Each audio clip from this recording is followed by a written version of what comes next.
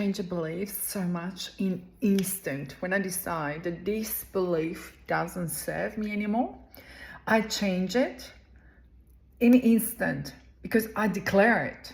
And that belief, what I had from before, it doesn't serve me anymore. So when I recognize that doesn't serve me anymore and I want to embody, grow, evolve, I change it in an instant. I declare it. And when you declare it, that's it. It's like, as my mum would say, amen. And there is no like later on wobbly energy that I go and ask myself, but what if? No, there is no what if. It's full on declaration, full on assumption, full on standing with it. And that's it.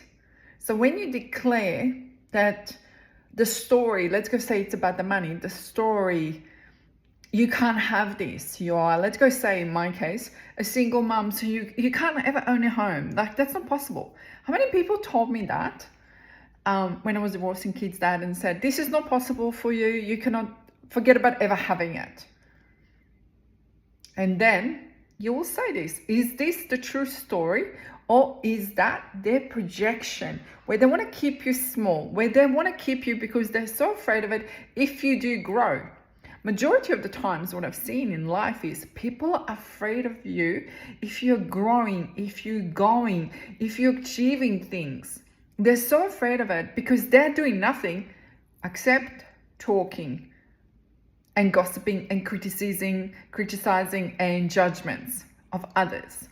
So watch and be in proximity of people who are doing things, who are doing what you wanted to do, who are achieving things.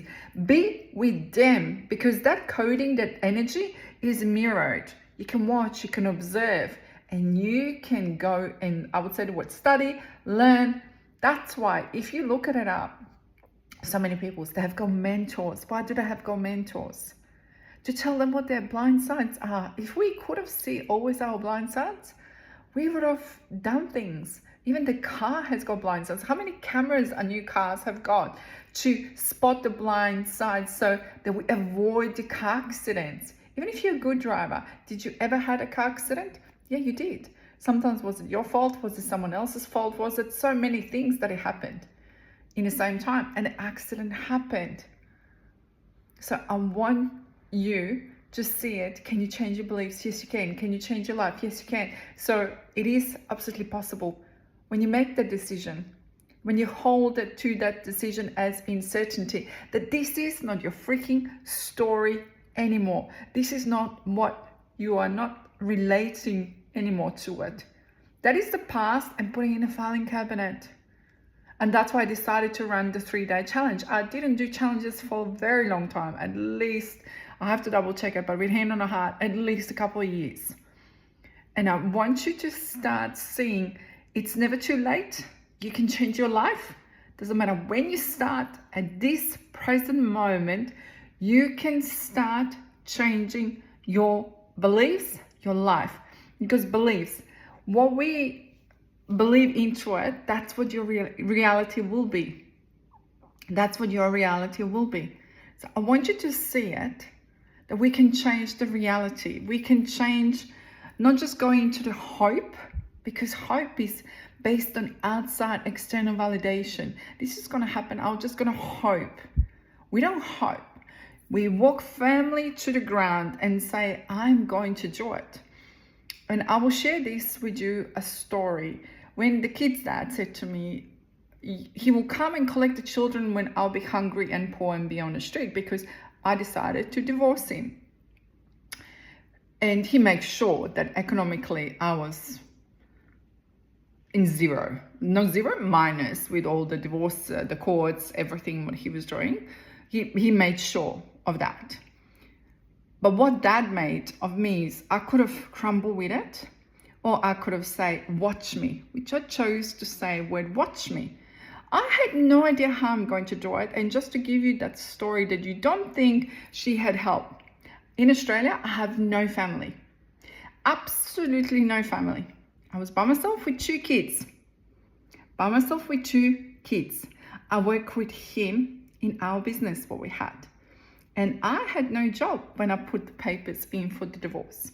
So I had no job, I had no house, we had to rent, and he made sure that he paid the lowest amount of child support because he thought if he corners me, that I'm going to go back. And there was no way I was going back. So I then decided, this is not the end of me. I lived through the war in Croatia. I studied nursing through the war. I've seen all sorts of things in my life. I experienced quite a few other things before. And I was like, no, resilience, and you can call it stubbornness, but resilience in I am going to create, I am going to make. Because when we moved here to Australia, we didn't had a business what we had, me and him together. We created that.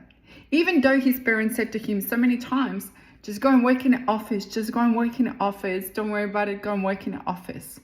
It was me who said no. It was me who went and done social butterflying. It was me who decided. It was me who done the work with him. So was he one of my first clients, as you would have called it and said, for the personal development? Yes, it was. We done the vision boards. We done so many things. And what happened on those vision boards, they come in fruition for a reason. Because we worked on it together. We worked, we seen it, we worked on our beliefs. So this is where I want you to know it's possible. It's possible. Each one of us has got a story, and I'm sure you have got a story too.